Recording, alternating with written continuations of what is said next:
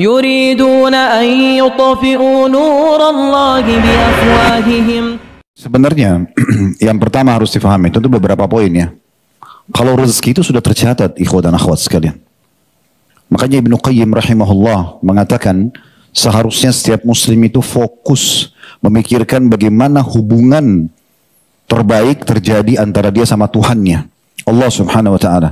Dia menjalankan tugas dengan baik dan kewajiban yang telah dibebankan kepadanya dan maksimal, serta tidak usah terlalu banyak fokus memikirkan masalah rezeki dan ajal. Karena keduanya hanya butuh ikhtiar yang sederhana saja. Untuk mendapatkan rezeki hanya butuh ikhtiar sedikit atau berusaha. Begitu juga dengan kematian butuh persiapan. Karena dua-duanya sudah dijamin dari sebelum penciptaan alam semesta ini. Dari statement beliau ini sebenarnya yang sangat menarik adalah bagaimana bukan kita tidak boleh ikhtiar dalam masalah rezeki. Kita boleh bekerja. Tetapi jangan lupa kalau semua itu sudah tercatat di sisi Allah subhanahu wa ta'ala. Tidak usah ragu dengan rezeki. Makanya Hasan Basri rahimahullah mengatakan, aku selalu senang dan tenang karena dua hal. Tentu ada beberapa athar yang lain disebutkan beberapa hal oleh beliau. Tapi saya fokus coba kedua hal dan beliau mengatakan karena yang pertama rezekiku sudah ditentukan oleh Allah, tidak akan pernah diambil oleh orang lain. Dan yang kedua adalah ajalku sudah ditentukan, maka aku akan selalu sibukkan untuk beramal. Dalam riwayat lain, antara lain beliau mengatakan, sesungguhnya ya, aku akan dihisab oleh Allah dan dipertanyakan tentang amalku dan tidak mungkin akan dikerjakan oleh orang lain, maka aku sibuk dengan amal-amalku. Jadi yang pertama yakinlah rezeki itu ada. Mau bagaimanapun pasar, harga naik, harga turun, rezeki kita sudah dicatatkan oleh Allah subhanahu wa ta'ala. Kita tidak akan meninggal teman-teman sekalian sampai setetes air yang sudah Allah takdirkan menjadi rezeki kita akan sampai kepada kita. Dalam sebuah hadis kata Nabi SAW tidak akan meninggal satu jiwa sampai rezeki terakhirnya tersempurnakan. Pasti akan sampai kepada kita. Itu yang pertama. Yang kedua, memang dalam kehidupan ini ada suka dan duka. Tidak semuanya adanya suka. Kita memang akan ada nikmat supaya kita bersyukur, ada cobaan supaya kita bersabar. Cobaan macam-macam. Ada orang cobaan di dirinya dengan penyakit, ada orang cobaan dari orang sekitarnya, pasangan hidupnya, mertuanya, orang tuanya, kerabatnya, iparnya dan seterusnya. Ada orang mungkin cobaannya dengan teman-teman terdekatnya. Dan sekian banyak contoh-contoh dalam masalah ini dari kehidupan Nabi SAW dan seterusnya. Semua orang akan diuji. Ada juga ujian masyarakat dari pemimpinnya, ada ujian pemimpin dari masyarakatnya. Maka hal-hal yang seperti ini ujian dari Allah subhanahu wa ta'ala. Tugas kita bersabar. Bagaimana caranya bersabar? Menerima dulu keputusan Allah subhanahu wa ta'ala sebagai sebuah ujian sambil kita ikhtiar. Kita coba luruskan kalau itu memang salah, kalau ada kezaliman. Kita memohon kepada Allah subhanahu wa ta'ala agar kezaliman ini diangkat.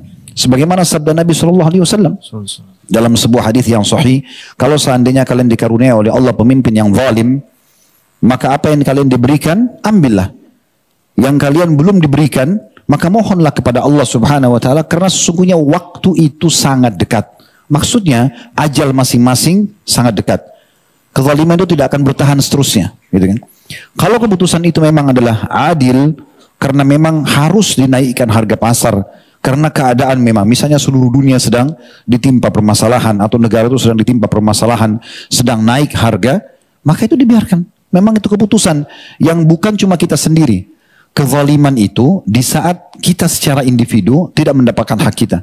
Tapi kalau merata, semua orang bisa merasakan karena memang itu kebijakan yang dianggap adil, maka itu adalah hal yang dibolehkan dalam syariat. Di masa Nabi Muhammad SAW, saudaraku seiman, pernah terjadi kenaikan harga pasar. Lalu datanglah beberapa orang sahabat dari hadis Jabir radhiyallahu anhu, hadis yang sahih. Mereka datang kepada Nabi SAW mengatakan, ya Rasulullah, harga pasar lagi naik. Tolong tentukan harga buat kami. Kata Nabi SAW, tidak. Dalam riwayat lain, biarkanlah. Kemudian datang orang kedua mengatakan hal yang sama. Nabi SAW mengatakan biarkanlah. Karena sesungguhnya penentu harga, penentu rezeki adalah Allah subhanahu wa ta'ala. Di sini banyak sekali ulama menanggapi statement Nabi SAW. Kenapa beliau sebagai pemerintah tidak menentukan harga dan membiarkan pasar? Karena beliau tahu tentang kondisi di masa itu. Maka kita di sini teman-teman sekalian bersabar. Kita doakan agar Allah subhanahu wa ta'ala memberikan jalan keluar dari permasalahan ini. Mungkin di saat kita berada di posisi para pemimpin, mungkin kita akan mengambil kebijakan seperti itu atau lebih. Kita tidak pernah tahu. Yang penting, alhamdulillah, kita dikuatkan dengan poin pertama, rezeki kita ada. Akan sampai kepada kita dengan izin Allah subhanahu wa ta'ala. Maka tidak perlu khawatir dengan masalah ini. Tapi tetap tadi saya bilang di poin selanjutnya bersabar. Artinya sabar itu terima keputusan Allah Subhanahu wa taala sebagai ujian tapi sambil ikhtiar. Yang suaranya bisa sampai di saat ini memang adalah kezaliman disampaikan. Seperti tadi sabda Nabi SAW, apa yang kalian diberikan ambillah, yang kalian belum diberikan mohonlah kepada Allah Subhanahu wa taala secara langsung. Ketahuilah waktu itu sangat dekat. Kan begitu. Kalau keputusan itu adil, maka kita berdoa kepada Allah Subhanahu wa taala semoga Allah berikan solusi dari permasalahan buat negara misalnya, ya, atau keadaan yang sedang ada supaya bisa kembali normal dan seterusnya. Caranya supaya kita bisa mengetahui tentang kondisi dan keadaan nikmat Allah yang ada kepada kita walaupun sebenarnya ujian sedang ada. Coba perhatikan orang yang lebih berat dari kita. Coba perhatikan kondisi orang yang lebih berat daripada kita. Jangan sampai teman-teman kita hanya sakit flu saja, kita sudah menganggap seperti sudah terjadi kiamat. Padahal di sekitar kita ada orang yang flu dan demam. Kalaupun kita flu dengan demam, ada orang flu, demam dan rematik. Ada orang stroke. Ada orang yang sekarang di masa ini, saya terus mengikuti keadaan teman-teman kita di Gaza, mereka makan rumput, gak ada makanan. Rumput, mereka cabut rumput, mereka makan. Sisa-sisa makanan yang sudah tidak layak dimakan, makanan-makanan hewan, mereka ambil. Karena tidak bisa lagi hidup. Seseorang anak muda di sana sekarang mengirim sebuah cuplikan, dia meminum air dari bekas, maaf saya bahasakan WC. Air dari saluran pembuangan, mereka tidak bisa lagi punya air. Tapi dia dengan mengatakan Alhamdulillah, tidak ada air lagi, saya mati kalau tidak minum. Tetapi saya merasakan air ini seperti air yang suci dan air yang sehat, karena saya tidak punya yang lainnya. Anak kecil sudah nggak ada lagi orang tuanya, terpaksa tidur di jalan. Musim dingin sekarang di Palestina beberapa wilayah turun salju. Lihat keadaan mereka teman-teman sekalian. Kita cuma sekedar misalnya ada sedikit harga naik, tapi antum masih bisa makan. Termasuk di negara kita, Masya Allah, Tabarakallah. Artinya dengan ada pun yang naik. Bukan saya membela kalaupun ini ada keputusan zalim. Saya tidak katakan juga itu zalim. Tetapi kita bisa melihat dengan kacamata yang berbeda tentang kondisi dan keadaan orang lain. Terlalu banyak orang yang lebih besar ujian daripada kita.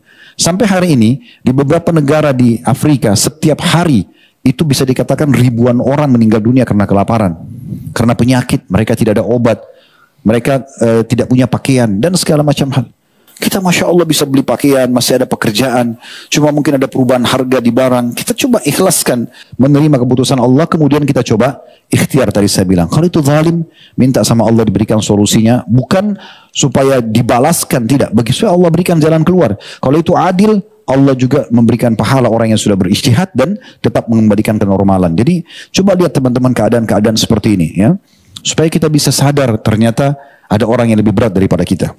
Bahkan Nabi SAW mengatakan dalam sebuah hadis yang sahih, kalau sedang memuncak ujian Allah kepada kalian, ada musibah, ingatlah musibahku, karena musibahku itu akan meringankan musibah kalian. Musibah apa yang berat, lebih berat teman-teman sekalian di masa daripada Nabi SAW? Beliau orang terpercaya Mekah, tokoh masyarakat, jalur nasabnya jalur yang paling mulia, orang yang paling sempurna secara fisik, sangat tampan. Sebagian ulama ada yang mengatakan Nabi SAW lebih tampan daripada Nabi Yusuf AS. Nabi Yusuf punya sepertiga ketampanan dunia. Beliau terkenal, begitu jadi Nabi didustakan oleh kaumnya sendiri. Dimulai dengan pamannya Abu Lahab. Waktu Nabi SAW kumpulin orang untuk menyampaikan agama Allah, Abu Lahab yang pertama mengatakan, Tabban lak ya Muhammad, kecelakaan buat kamu. Alihada jama'atana, apakah karena ini kau kumpulkan kami? Disuruh orang-orang bubar. Waktu Nabi SAW ingin berdakwah ke kota Taif, dalam beberapa asar disebutkan, yang menyusul ke kota Taif untuk menyampaikan masyarakat Taif dan tokoh masyarakat untuk menolak dakwah Nabi SAW, itu Abu Lahab, paman beliau sendiri. Dan seterusnya. Waktu Nabi SAW hijrah ke Madinah, yang menjual dan mengambil rumah Nabi SAW, yaitu rumah Khadijah, termasuk rumah besar di Mekah, itu sepupunya sendiri, saudaranya Ali bin Abi Thalib.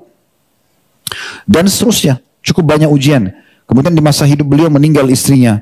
Dan dari 7 orang anak yang Allah SWT karuniakan, 6 orang anak beliau meninggal di masa hidupnya. Jadi cuma 1 saja yang hidup di masa hidup Nabi SAW.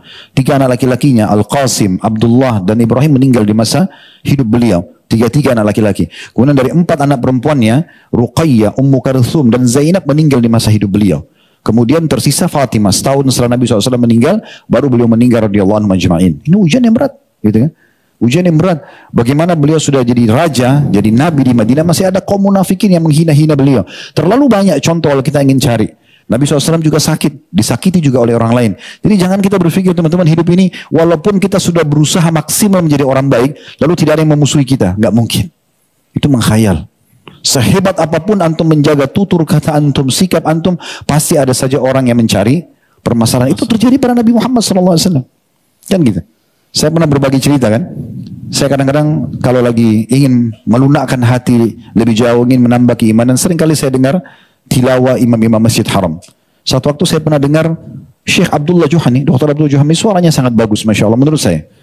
Kemudian saya dengarkan sholat subuh beliau, indah sekali. Mungkin sekitar 20 menit dari 2 rakaat itu, disatukan rakaat pertama sama rakaat kedua bacaannya. Maksudnya sholat itu, saya dengar rakaat pertama, rakaat kedua.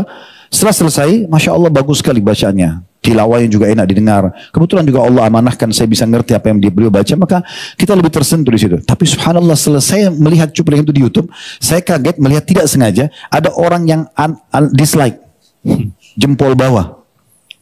Padahal tilawah Al-Quran, Syekh ini tidak bicara apa-apa, nggak jelasin hukum, bicara enggak.